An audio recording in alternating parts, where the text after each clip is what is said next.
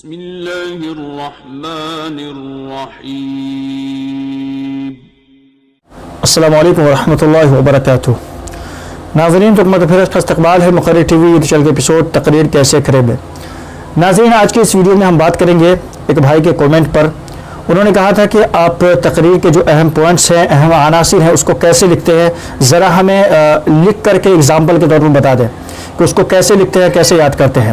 تو اس میں سب سے پہلی بات جو میں آپ کو بتلانا چاہوں گا قبل اس کے کہ میں آپ کو دکھلاؤں، حالانکہ میرے پاس جو ہے جو نئے پوائنٹس ہیں، جو نئی تقریر ہے اس کے پوائنٹس ہم نے نہیں لکھے ہوئے ہیں، بہت سال 2 سال 4 سال پرانے ہیں۔ میں نے اس کو اپنے کمپیوٹر میں تلاش کیا تو وہ لکھا ہوا ہے، میں اسی کو آپ کو دکھلاؤں گا، اس سے اندازہ ہو جائے گا آپ کو کہ اہم پوائنٹس کو کیسے لکھتے ہیں اور کیسے یاد کرتے ہیں۔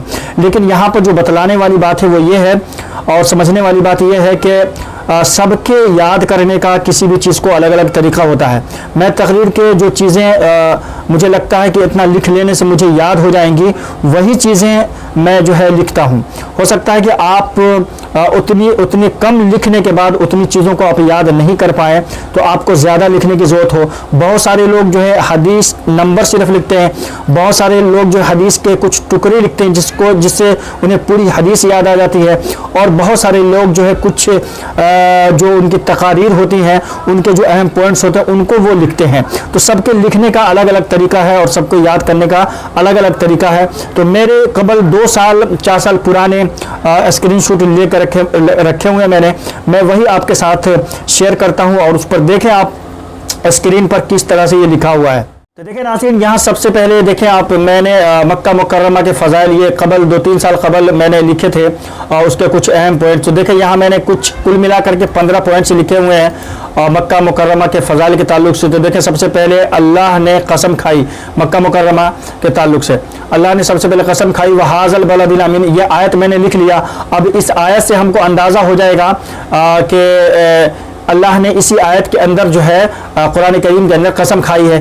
اسی طرح سے دوسرا پوائنٹ دیکھ لیں، نبی صلی اللہ علیہ وسلم نے وقت ہجرت جو ہے دعا کی تھی کہ اللہ مجھے یہ شہر مکہ بہت ہی پیارا ہے، یہاں سے لوگ مجھے مجبور نہ کرتے تو میں یہاں سے کبھی نہیں جاتا۔ اسی طرح سے نبی اکرم صلی اللہ علیہ وسلم کی ولادت کا شہر ہے یہ۔ اسی طرح سے نبوت و رسالت کا جو عظیم مقام ہے، مرتبہ ہے، اور نبوت و رسالت سے آپ اسی مکہ مکرمہ کے اندر نوازے گئے تھے۔ اسی طرح سے نمبر پوائنٹ 5 میں دیکھیں پہلی وحی کا آغاز یہیں سے ہوا ہے۔ اسی طرح سے نمبر 6 میں دیکھیں آپ مسلمانوں کا قبلہ اول قبلہ یہی ہے، مکہ مکرمہ یعنی خانہ کعبہ ہی ہے۔ اسی طرح سے نبی اکرم صلی اللہ علیہ وسلم نے مکہ سے ہی معراج کا سفر شروع کیا تھا۔ اسی طرح سے نمبر 7 میں دیکھیں بیت اللہ خانہ کعبہ یعنی اللہ کا سب سے پہلا گھر ہے۔ اسی طرح سے مقام ابراہیم فیہ آیات بینات مقام ابراہیم۔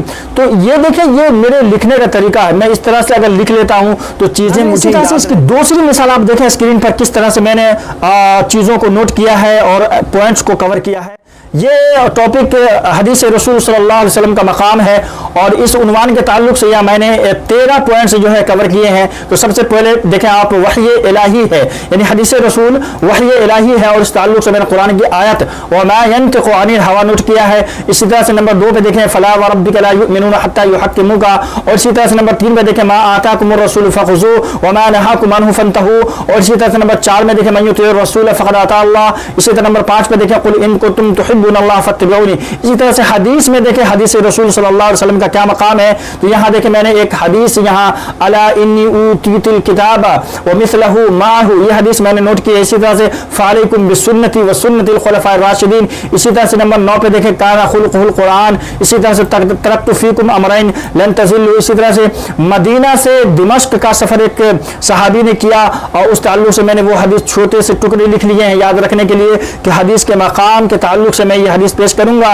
کہ کتنی حدیث کی عظمت ہے، کتنا بڑا مقام ہے کہ ایک صحابی جو ہے مدینہ سے دمشق کا سفر انہوں نے ایک حدیث کے لیے کیا تھا۔ اسی طرح سے وہ حدیث بھی جس کے اندر آپ نے فرمایا تھا کہ ما یخرج منہ الا حق، کہ میری زبان سے سوائے حق کے اور کچھ نہیں نکلتا۔ اور اسی طرح سے نظر اللہ عمران، یہ حدیث بھی ہے کہ جو شخص میری حدیث کو یاد کرے اور اسی طرح سے اسے لوگوں کے ساتھ پھیلائے تو وہ ہمیشہ جو ہے تر و تازہ رہے گا۔ تو ناظرین یہ ہے میرے حدیث نوٹ کرنے کا اور قرآنی آیت نوٹ کرنے کا اور تقریر کے پوائنٹس کو جو ہے کور کرنے کا، نوٹ کرنے کا طریقہ، ممکن ہے کہ آپ کا طریقہ الگ ہو، آپ کے یاد کرنے کا طریقہ الگ ہو۔ میں چیزوں کو تھوڑا سا لکھتا ہوں، مجھے چیزیں یاد رہتی ہیں، ممکن ہے کہ آپ تھوڑا سا لکھیں اور آپ کو چیزیں یاد نہ رہیں، تو آپ اس کو تھوڑا لمبا بھی کر سکتے ہیں، بڑھا چڑھا بھی سکتے ہیں اور اس کو تھوڑا سا اور زیادہ کر سکتے ہیں۔ ممکن ہے کہ میں نے 13 پوائنٹس لکھے ہیں، آپ کو 20 پوائنٹس لکھنے پڑیں، 10 پوائنٹس لکھنے پڑیں، 5 پوائنٹس لکھنے پڑیں۔ اسی طرح سے سب کے لکھنے کا اور سب کے یاد کرنے کا طریقہ الگ الگ ہوتا ہے۔ تو یہ 2 مثالیں تھیں، یہ 2 ایگزامپل تھے کہ تقریر کے اہم پوائنٹس کو کیسے لکھتے ہیں اور کیسے یاد کرتے ہیں۔ امید ہے کہ یہ ویڈیو آپ کو پسند آئی ہوگی۔ جاتے ویڈیو کو لائک کر دیجیے گا، چینل پر نئے تو چینل کو سبسکرائب بھی کر لیجیے گا۔ ملتے ہیں انشاءاللہ ایک ایسی نئی ویڈیو کے ساتھ۔ السلام علیکم ورحمۃ اللہ وبرکاتہ۔